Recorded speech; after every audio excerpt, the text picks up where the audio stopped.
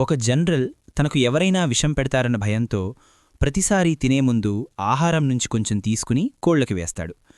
కోళ్లు తిన్న తర్వాత వాటికి ఏమీ కాకపోతేనే అతను ఆహారం తినేవాడు. ఈ విధానం వల్ల చాలాసార్లు విషప్రయోగాల నుంచి తప్పించుకున్నాడు.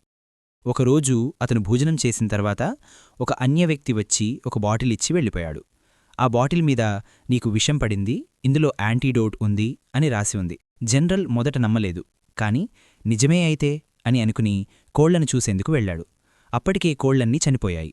అప్పుడతను నిజంగానే విషం పడిందని భావించి వెంటనే ఆ బాటిల్లో ఉన్న యాంటీడోట్ తాగాడు.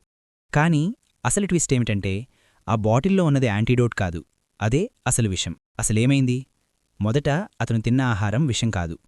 కోళ్లని ఎవరో తర్వాత విషం పెట్టి చంపారు. అతన్ని నమ్మేలా చేసి యాంటీడోట్ పేరుతో నిజమైన విషం తాగించాడు. చివరికి అతను తాగిన బాటిల్ వల్లే అతను చనిపోయాడు, ఆహారం వల్ల కాదు.